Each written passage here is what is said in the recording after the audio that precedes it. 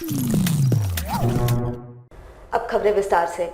राज्य में हेमंत सरकार के 2 वर्ष पूर्ण होने के उपलक्ष्य में राज्य भर के सभी जिलों में कार्यक्रम आयोजित किए गए। मुख्य कार्यक्रम रांची में आयोजित हुआ, जहां खुद मुख्यमंत्री हेमंत सोरेन मौजूद रहे। वहीं जमशेदपुर जिला प्रशासन द्वारा भी टैगोर सोसाइटी सभागार में कार्यक्रम आयोजित किए गए, जहां मुख्य अतिथि के रूप में मंत्री मिथिलेश ठाकुर मौजूद रहे। वैसे कार्यक्रम में जिले के घाटशिला, जुगसलाई एवं बहड़ागोड़ा विधानसभा क्षेत्र के विधायक भी मौजूद रहे। वहीं जिले के उपायुक्त ने मुख्य अतिथि को गुलदस्ता देकर सम्मानित किया। इस दौरान अतिथियों ने द्वीप प्रज्वलित कर कार्यक्रम की शुरुआत की। वहीं राज्य सरकार द्वारा यहां परिसंपत्तियों का वितरण लाभुकों के बीच किया गया। साथ ही यहां जिले भर के कई योजनाओं का उद्घाटन एवं शिलान्यास भी किया गया। बातचीत के क्रम में मंत्री मिथिलेश ठाकुर ने कहा कि राज्य में सरकार बनने के बाद विपरीत परिस्थितियों में भी राज्य सरकार ने काफी बेहतर कार्य किए हैं और आज के इस खास दिन पर राज्य भर में सैकड़ों योजनाओं को धरातल में भी उतारा जा रहा है। उन्होंने कहा कि राज्य सरकार ने अंतिम पायदान पर खड़े व्यक्ति तक योजनाओं को पहुंचाने में सफलता हासिल की है और जनहित के तमाम क्षेत्रों में काफी बेहतर कार्य हुए हैं, जिससे राज्य को विकसित राज्य की दिशा में लेकर जाने का मार्ग प्रशस्त हुआ है और आगामी 3 वर्षों में जो भी जनता से वादे किए गए थे, उन्हें राज्य सरकार हर हाल में पूर्ण करेगी। जन सरोकार की सरकार का गठन करवाया। आज हमने 2 वर्ष पूरे किए हैं, बहुत काफ़ी सफलतापूर्वक हमने 2 साल पूरे किए हैं। इसमें राज्य की जनता का भी भरपूर सहयोग हमें मिला। आपने देखा होगा कि हमारी सरकार का गठन होते ही हमें कोरोना का दंश झेलने को मिला। 2 लहर कोरोना का हमने झेला और पूरी तरह से उस पर काबू भी पाने में सफलता मिली। उसमें हमारे माननीय मुख्यमंत्री की प्रबंधन क्षमता सबसे पहले कारण बनी और दूसरा जनता का सहयोग और प्रशासनिक पदाधिकारी अपने पूरे समर्पण भावना के साथ अपनी अपनी जिम्मेदारियों को संभाला। और इसके साथ साथ जीवन और जीविका पर में तारतम्य बिठाते हुए हम लोगों ने, हमारी सरकार ने, हमने हमारे माननीय मुख्यमंत्री के नेतृत्व में पूरी टीम के साथ हमने टीम भावना के साथ काम किया और आज जमीनी योजनाएं धरातल पर उतर रही हैं। अंतिम पंक्ति के लोगों तक जो सुविधाएं पहुंचनी चाहिए वो सारी सुविधाएं पहुंचाने में सरकार पूरी तरह से दृढ़ संकल्पित है। हमारे अधिकारी पदाधिकारी आम जनता तक पहुंच रहे हैं, उनकी समस्याओं को सुन रहे हैं और त्वरित निष्पादन ऑन द स्पॉट समस्याओं का हो रहा है। अभी 3 वर्ष हमारे बाकी हैं और 3 वर्ष में राज्य की जनता की हर अपेक्षाओं पर हम खरा उतरेंगे, ऐसी हमारी उम्मीद है। एक तरफ राज्य सरकार आज अपनी 2 साल की उपलब्धियों का रिपोर्ट कार्ड पेश कर रही थी, उधर जमशेदपुर में बेरोजगार युवा सड़क पर उतरकर सरकार से वायदे के तहत बेरोजगारी भत्ता और रोजगार की मांग करते विरोध प्रदर्शन करते देखे गए। जमशेदपुर के साक्षी गोलचक्कर पर शहर के युवाओं ने राज्य सरकार के खिलाफ जमकर नारेबाजी करते हुए रोजगार और बेरोजगारी भत्ता देने की मांग की। छात्रों ने बताया कि सरकार चीख चीख कर अपनी उपलब्धियों को गिना रही है और राज्य के युवा बेरोजगारी का दंश झेल रहे हैं। यहां तक कि मुख्यमंत्री जनता से किए गए वादों को भूल चुके हैं। राज्य में अब तक स्थानीय नीति परिभाषित नहीं हुई है, जिससे यहां के युवाओं के समक्ष विषम परिस्थिति उत्पन्न हो गई है। जिस तरह देश आजाद होने के बाद यहां रह रहे सभी भारतीय कहलाए, उसी तरह झारखंड अलग राज्य गठन होने के बाद यहां रह रहे सभी लोग झारखंडी हुए, मगर आज भी उन्हें अपने अधिकार के लिए लड़ना पड़ रहा है। राज्य सरकार उन्हें रोजगार और बेरोजगारी भत्ता देने के वायदे से पीछे हट रही है। जमशेदपुर के युवा है, कोई इंस्टीट्यूट से है, कोई कॉलेज से है। हम लोग 2 साल से नौकरी के लिए इधर उधर भटक रहे हैं। हम चाहते हैं कि हेमंत सरकार हम लोग का आवाज़ सुने। आखिर हम कितने दिन तक ऐसे बेरोजगार घूमते रहे।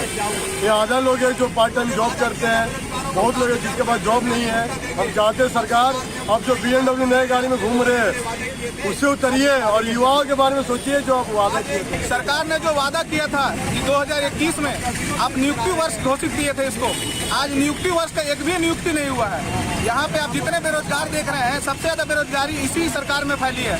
आपका वादा था कि आप बेरोजगारों को नौकरी देंगे, नियुक्तियां देंगे, सरकारी नौकरी देंगे, और अगर नहीं दे पाए तो भत्ता देंगे।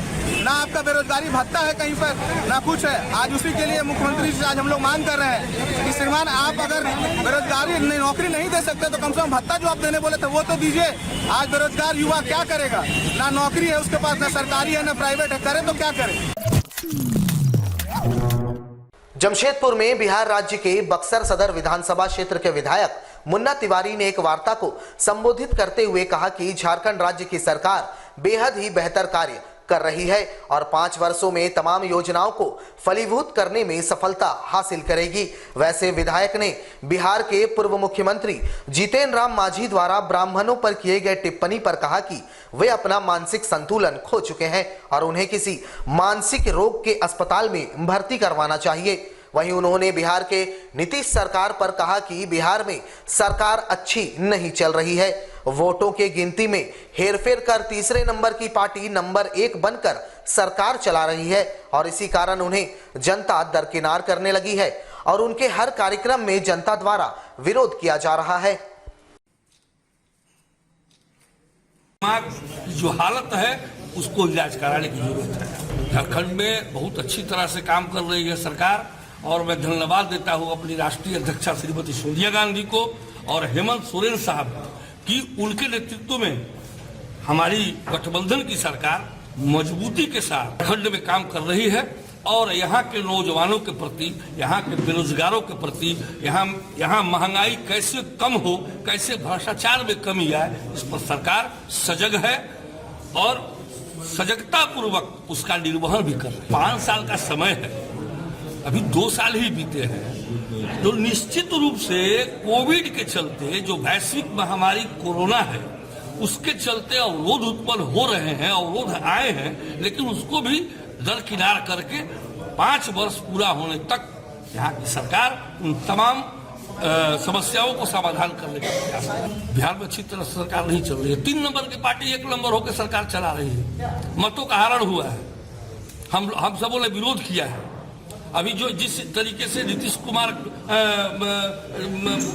अपना अभियान चला रहे हैं उस अभियान में उनको कहीं सफलता नहीं है, उनका घोर विरोध हो रहा है और मेरा ये मानना है और वहाँ के लोगों का ये मानना है कि नीतीश कुमार के रहते बिहार का अब विकास नहीं विनाश हो रहा है।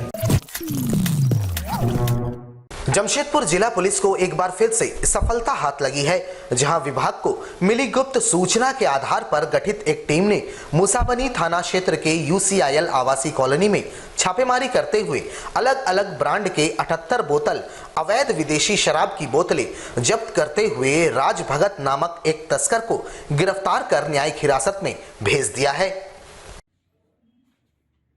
रात 11:30 बजे के करीब गुप्त सूचना मिली कि बेनासोल स्थित UCIL कॉलोनी में एक युवक के द्वारा अवैध रूप से शराब की बिक्री की जा रही है।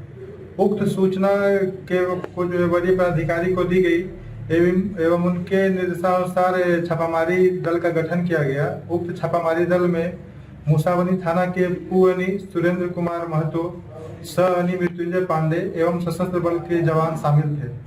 उक्त छापामारी दल के द्वारा जब वहां पे मिली सूचना के आधार पर छापामारी की गई तो छापामारी के क्रम में 48 बोतल अलग अलग कंपनी का विदेशी शराब 78 बोतल विदेशी शराब जो है वह बरामद हुआ, जिसे विधिवत जब्ती सूची बनाकर जब्त की गई एवं इस संबंध में विदेशी शराब की अवैध बिक्री करने वाले राज भगत नामक युवक को विधिवत गिरफ्तार किया गया।